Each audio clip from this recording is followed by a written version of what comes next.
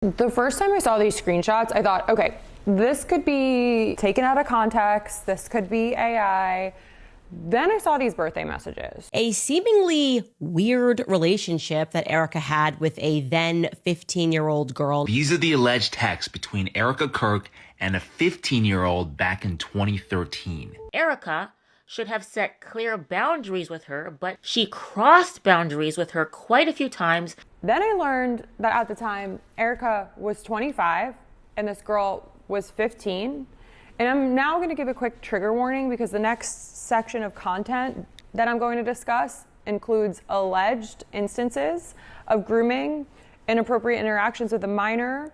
So if you find these topics to be upsetting or triggering, please pause, step away, or take care of yourself while viewing. Okay, we're talking about a 25-year-old woman sending text messages to a 15-year-old. Why did @ErikaFrancvi just send me this? Laughing emojis, and there is a photo which says, "This Valentine's Day, I am going to touch your butt."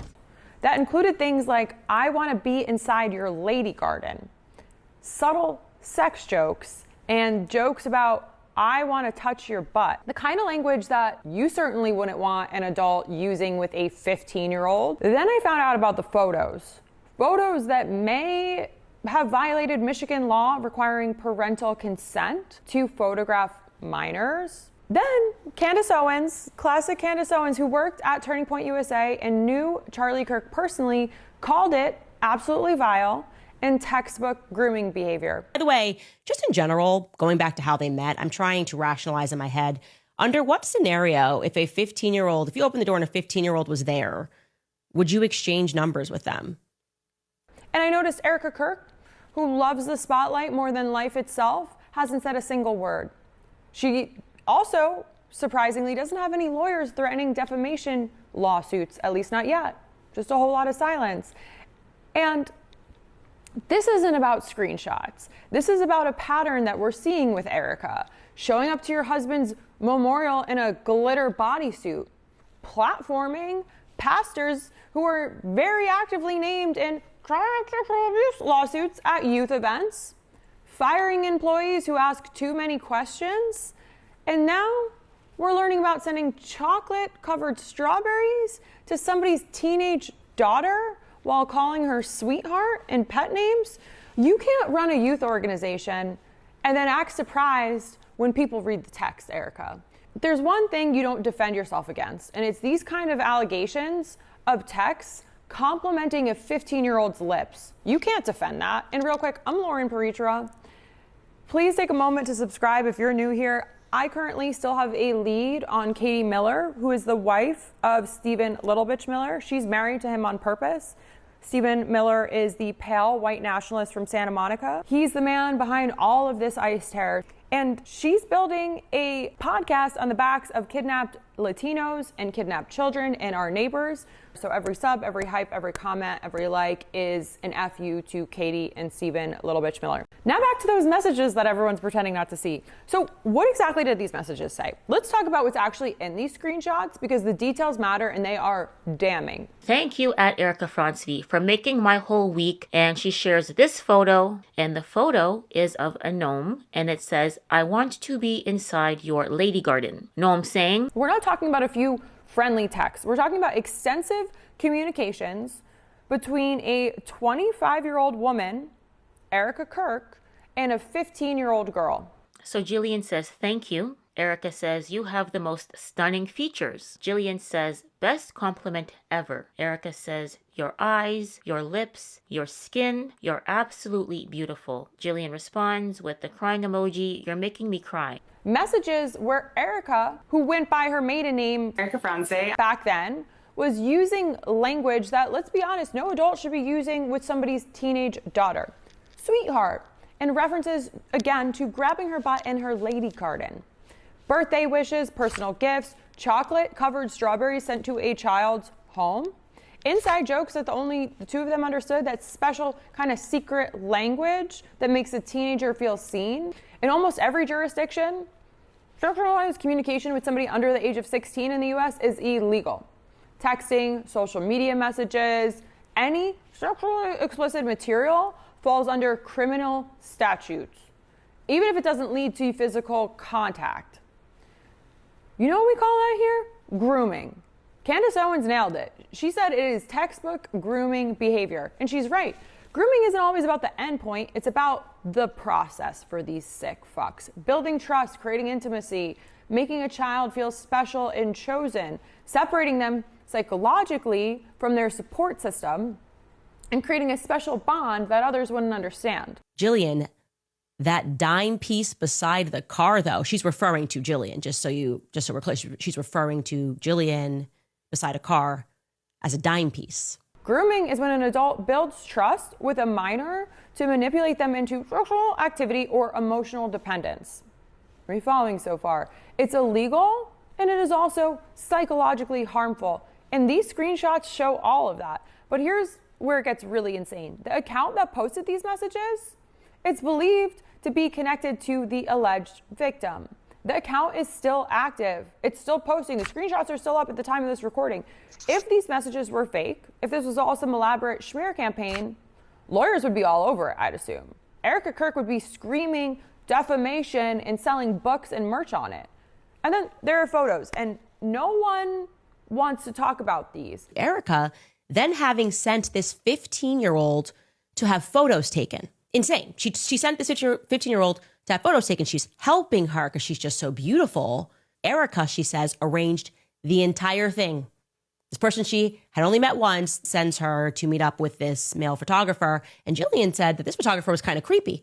Yeah, I'd say, yeah, Jillian, that's pretty creepy. Any photographer who is taking photos of a 15-year-old without their parents' consent is a creep. Candace Owens, like I said, broken clock, right twice a day, pointed out something crucial. It is illegal in Michigan to photograph a minor without parental consent or presence. So here's the question. Did the parents know about these photos? Did they consent? Did they know their 15-year-old daughter was having this kind of relationship with a 25-year-old woman, Erika Kirk? Or was this kept secret? Or was it a special just between them kind of thing? We need to know what was there to hide, because the internet has been tearing apart these messages, splitting into camps, and there are people defending it. People defending Erika, saying like it was only, inappropriate at the worst, which I would say at the very least it's inappropriate. And here's where it gets really interesting. This isn't Erika's first red flag. We have bizarre behavior from this woman. Showing up to your husband's memorial tour stop like you're trying to audition for Dancing with the Stars or performing at the Bellagio. Smoky eyes, very bizarre styling choices, makeup choices, the head grabbing of JD Vance, the caress moment there. Weird, all weird. Then we also see audition videos from Erika Kirk surfacing saying like, sex sells, babe. Give them a cleavage. People want cleavage. Showcase it. Sex sells, babe. Sex sells. Are you fixing my... I got a little bacon. Babe, that's deep in there. That's me. That's against religion. So it's not. It's within the confines of marriage. Even though it's against our religion, while adjusting her boyfriend's V-neck to show more chest. We're also not done talking about Pastor Greg Laurie at the opening tour stop of Turning Point USA's Faith, Let's Make Heaven Crowded moment, which was weird enough on its own. Bible sales are up, especially among Gen Z kids. This pastor is somebody who is very much named in a federal lawsuit alleging child sex abuse and trafficking. Lawsuits claiming he overlooked multiple warning signs of abuse happening at a church-run children's home. She chose to platform him. There's, I'm sure, a lot of pastors out there. They have a lot on their own payroll, and she chose Greg after everything that already came out. After his lawsuits, she said, yes, this is the person who should speak at our opening tour stop of a Christian youth event. And now these screenshots are showing inappropriate communication with a 15-year-old from 2014. Erika makes clear choices about who she wants to protect and platform. And every single time, there seems to be children in the equation. There's also some ties, and let me know if you want me to dig a little further into this, around Erika Kirk and orphanages and child situations in Eastern Europe that just are not adding up. And then there's Candace Owens, who seems to know way more than she's saying at this point. Candace Owens worked at Turning Point USA. She knew Charlie Kirk. She's been calling Erika on her shit. She knows the organization from the inside out. And for months now, she's been saying, this is sus. Something's not right. She posted internal leaked videos, received information from anonymous sources inside Turning Point USA, saying that they're fighting cease and desist orders. She is too, violating non-disparagement agreements. Why would Candace do all this and risk it all if there's not something there below the surface? Now she's calling the grooming allegations absolutely vile and saying Erika Kirk should be dragged into a police precinct for questioning. Maybe we should look a little closer here, because the most damning evidence, I think, also is what Erika Kirk isn't saying. Erika Kirk craves attention the way plants crave sunlight. It's not like a cute little personality trait. This is Erika's whole identity. She goes on nonstop media blitz tours and interviews just to stay visible. So when we get a little break from Erika Kirk, it feels tangible.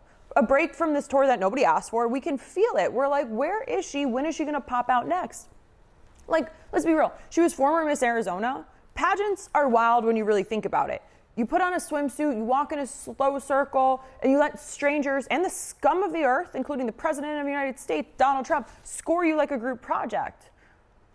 I don't know anyone who's accidentally fallen into pageantry. They're expensive. It's a conscious choice, and one for people who are open to being perceived.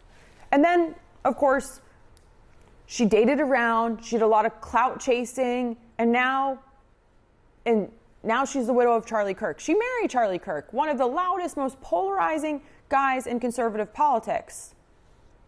That also was a choice. And now she's running around with Turning Point USA, part nonprofit, part Erika Kirk show. And she's not hiding in an office. She has taken no time to grieve.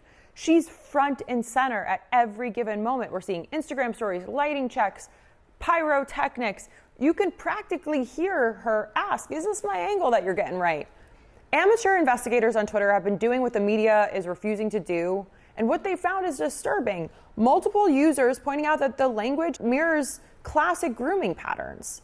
Creating special nicknames, building intimacy through gifts and personal attention, making inside jokes that exclude others, making the child feel uniquely special and understood. It's gross, it's disturbing, and this isn't, again, one random person. She platforms herself as a Christian families values advocate, has access to thousands of teenagers every year, and was married to one of the most influential figures in conservative politics. The mainstream media is not going to touch this story because it's too messy.